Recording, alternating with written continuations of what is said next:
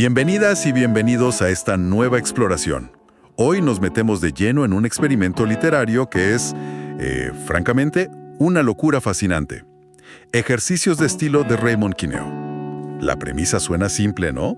Tomar una anécdota cotidiana, casi trivial, y ser capaz de contarla 99 veces de maneras, radicalmente diferentes. Exactamente. Y para entender cómo y por qué alguien haría algo así, tenemos, varios materiales. Hay fragmentos de la introducción y notas de la edición en español de ejercicios de estilo, también partes de una tesis doctoral muy interesante que conecta a Oulipo con el hipertexto y un artículo sobre juegos de palabras. La misión es desentrañar esa mezcla de juego y genialidad que caracteriza a Queneau y al grupo Oulipo, que él cofundó. Suena como un desafío mental tremendo, porque Queneau parte de algo increíblemente simple, ¿verdad? Casi nada.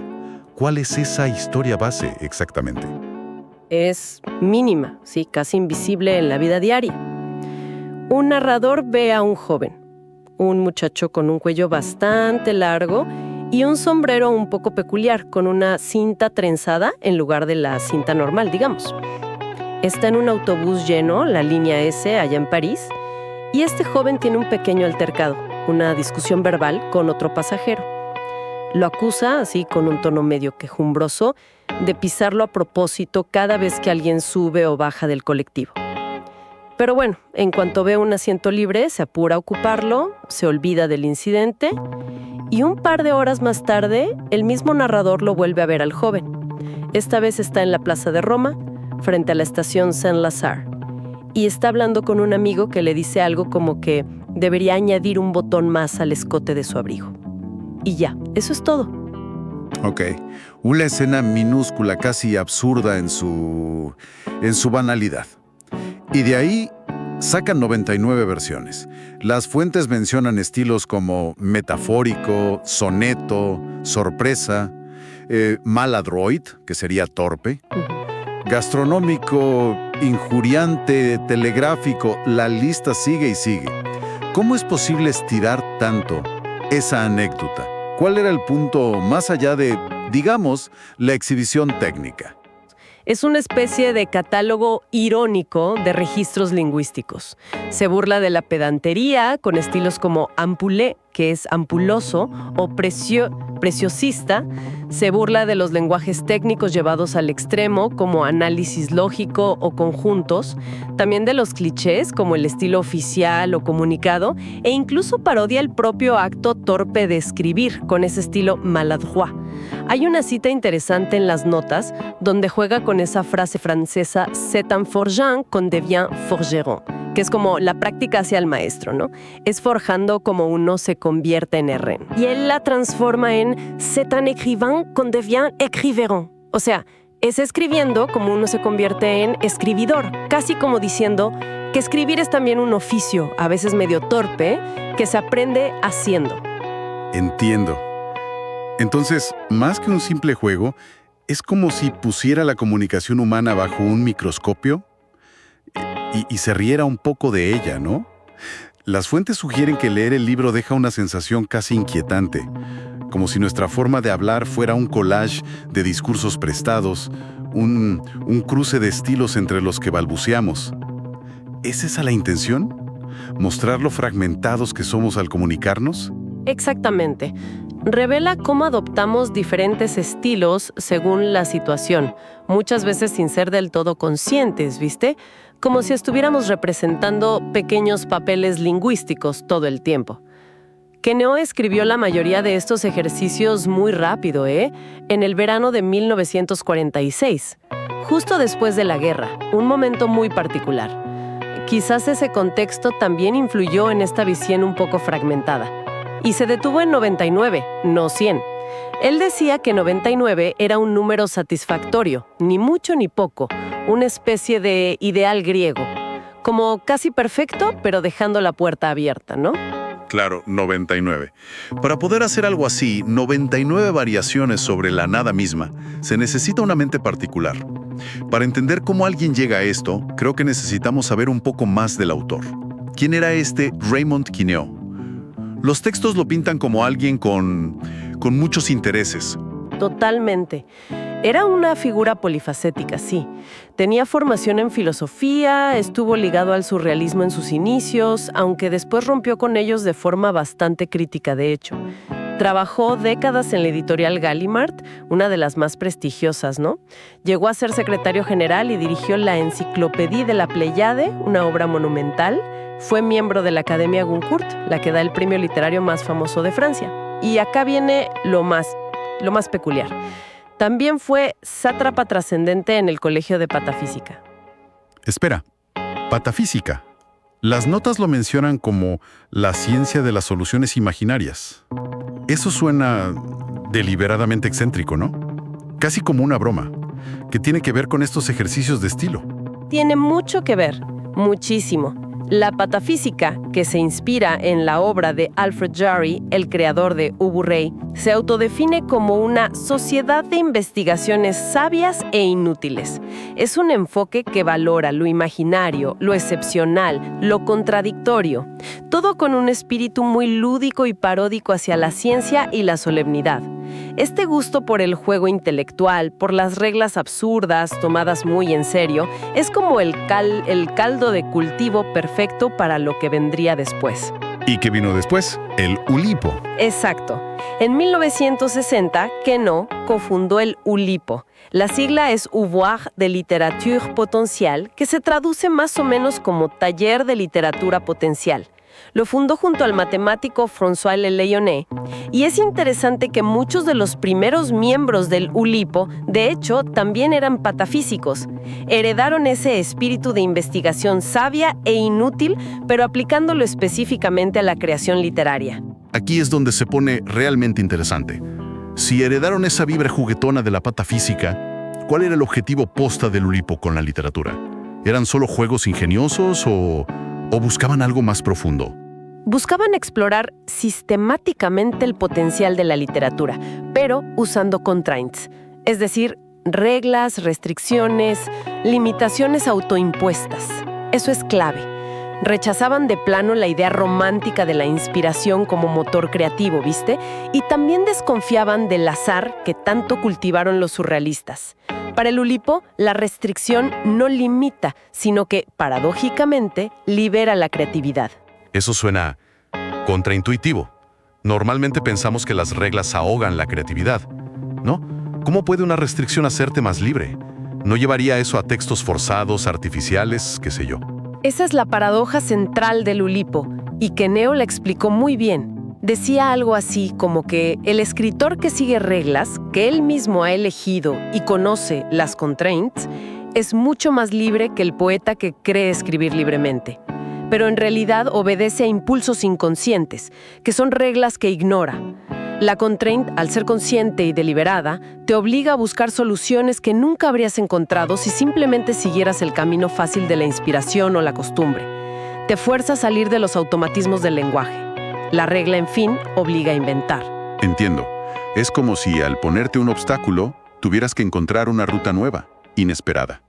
Hablando de reglas, uno de los 99 ejercicios de estilo se llama translación y usa un método ulipiano específico llamado S+7. ¿En qué consiste esa regla, el S+7? Es un procedimiento bastante mecánico, sí, pero que puede dar resultados sorprendentes. Lo descubrió Jean Lescure, otro miembro del Ulipo. Básicamente, tomas un texto cualquiera, tu texto base. Después, agarras un diccionario. Para cada sustantivo, la S viene de sustantivo, del texto original buscas esa palabra en el diccionario y la reemplazas por el séptimo sustantivo, el +7, que aparece después de ella. Es crucial aplicarlo de forma rigurosa, mecánica, sin hacer trampa para que suene mejor o tenga más sentido. La gracia está precisamente en eso, en la aplicación mecánica y en ver qué surge. Y claro, se puede variar. B+5, verbo +5, A-3, adjetivo -3, se pueden usar diccionarios especializados o incluso otros libros como fuente de reemplazo. Y las fuentes nos dan un ejemplo genial. Aplicaron el S+7 a los primeros versículos del Génesis usando un diccionario concreto. El resultado es, bueno, bastante extraño, ¿no? Dios se convierte en dipsómano, aguas en aguijones, tierra en tijaretas y mares en marca. Escuchen esto. Dijo entonces Dipsómano, que se amontonen los aguijones de debajo del centopiés en una sola lujuria y que aparezca la secta. Y fue así. Llamó Dipsómano a la secta tijeretas y el amontonamiento de los aguijones llamó marca. Es maravillosamente absurdo, ¿verdad?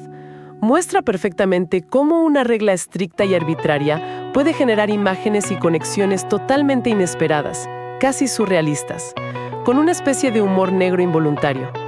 El resultado es puramente producto de la regla, no de la intención del autor, digamos. Totalmente. Dipsómano, en lugar de Dios, le da un giro completamente diferente y oscuro. Es un gran ejemplo de cómo la restricción fuerza la aparición de algo nuevo.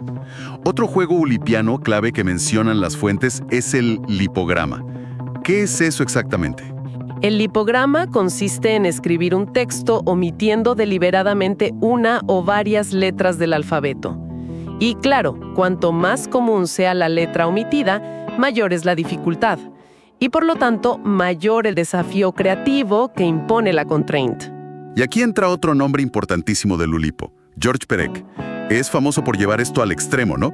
Su novela La Disparición, La Desaparición, publicada en 1969. Así es, La Disparición es una novela completa, de más de 300 páginas, escrita íntegramente sin usar la letra E, que es la vocal más frecuente en francés. Imagínate el esfuerzo. La propia trama de la novela gira en torno a una desaparición misteriosa, que es como una metáfora de la desaparición de la letra E del texto. Es brillante. Y por si fuera poco, unos años después, Perec escribió otra novela corta, Les Revenants, algo así como Los que regresan o Los espectros, donde hizo lo contrario. Usó únicamente la E como vocal en todo el texto.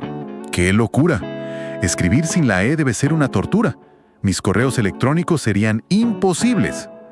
Pero Perec, con esta hazaña, parece único. Sin embargo, Ulipo tenía una idea curiosa sobre esto, algo de plagiarios por anticipación. Suena contradictorio. Es una de las ideas más ingeniosas y humorísticas del Ulipo.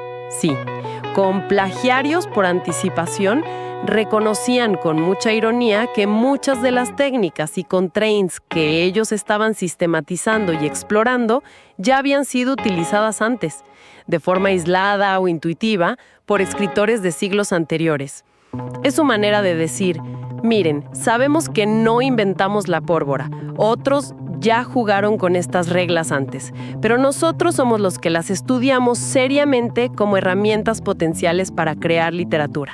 Entonces, es como decir que esos autores del pasado les plagiaron las ideas antes de que ellos las tuvieran.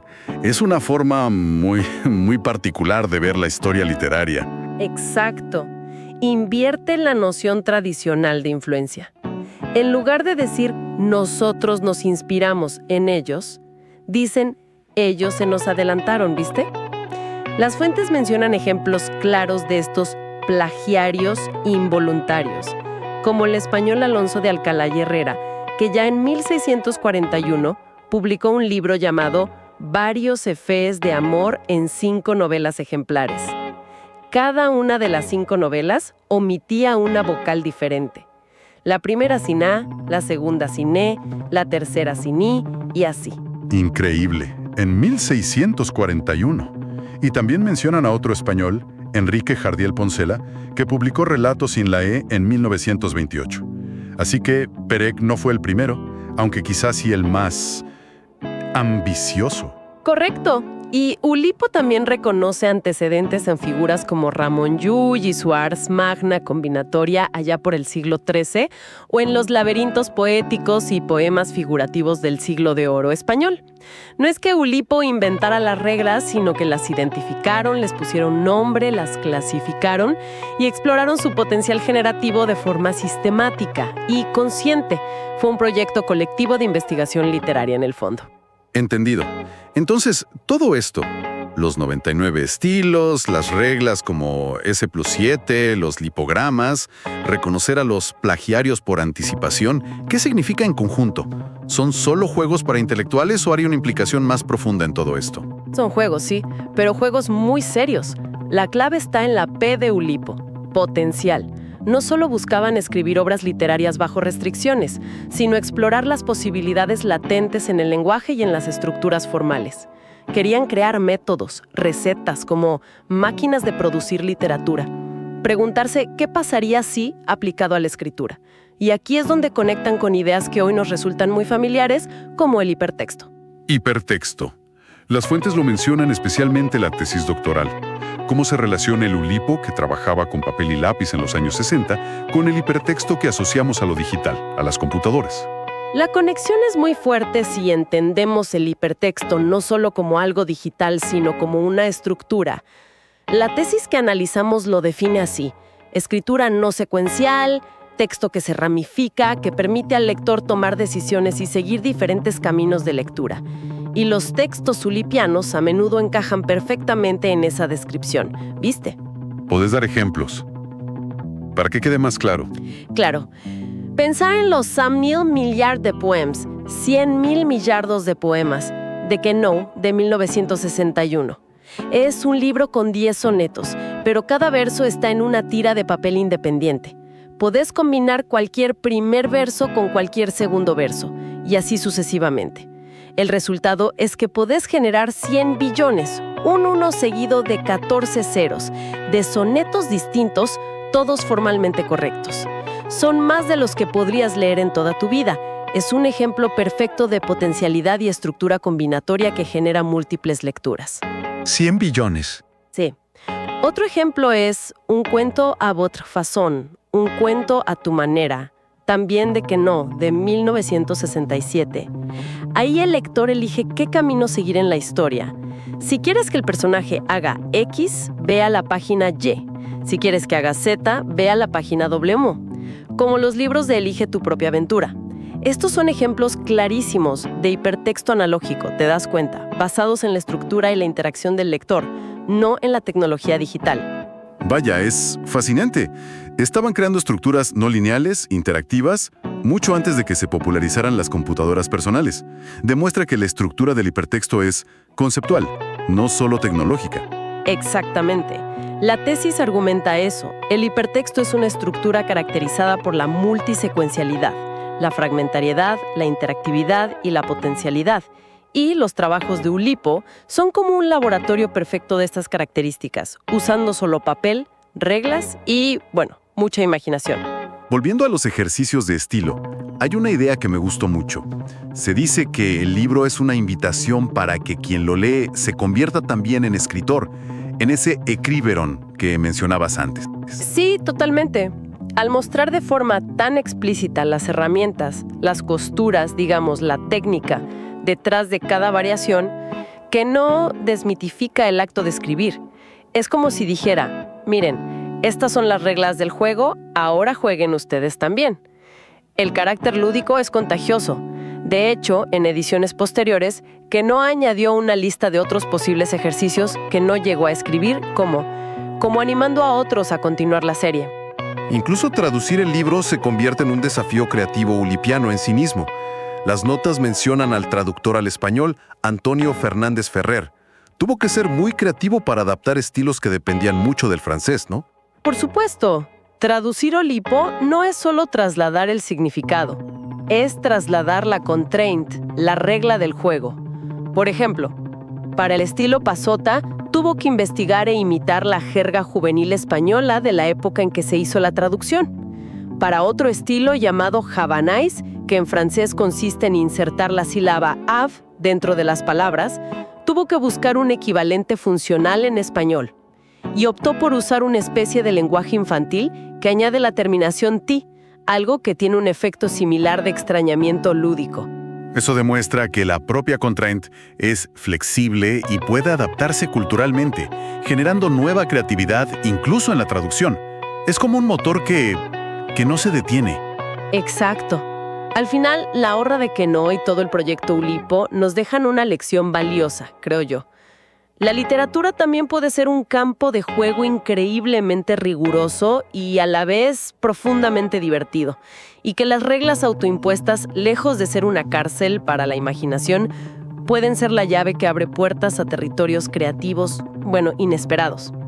Así que, partiendo de una escena mínima en un autobús parisino, hemos viajado por 99 estilos, hemos conocido a un autor polifacético, hemos descubierto un taller de literatura potencial obsesionado con las reglas, y hemos visto cómo esos juegos se conectan con la estructura misma de la comunicación y hasta con el hipertexto. Queda claro que las restricciones autoimpuestas pueden ser un motor creativo potentísimo. Y que estos experimentos formales, que a primera vista podrían parecer simples frivolidades o ejercicios de ingenio, en realidad tocan fibras profundas. Nos hacen reflexionar sobre cómo funciona el lenguaje, sobre la diversidad de nuestros propios registros comunicativos y sobre cómo la estructura puede generar significado de formas sorprendentes. Prefiguraron sin saberlo quizás muchas de las estructuras narrativas no lineales que hoy damos por sentadas en el mundo digital. Es la prueba de que jugar con la forma no es un ejercicio vacío, sino una exploración radical del potencial literario. Nos deja con una pregunta rondando, ¿no? Si Queneo pudo exprimir 99 historias de una anécdota casi invisible simplemente aplicando restricciones estilísticas, ¿qué pasaría si aplicáramos conscientemente restricciones a nuestra forma habitual de comunicarnos, no sé, en el trabajo o al abordar un problema complejo? ¿Qué patrones inesperados, qué soluciones creativas, qué perspectivas nuevas podríamos descubrir si miráramos nuestros propios procesos mentales y nuestro lenguaje cotidiano con esa misma lente lúdica, analítica y, sobre todo, deliberadamente restrictiva? Una idea para seguir explorando.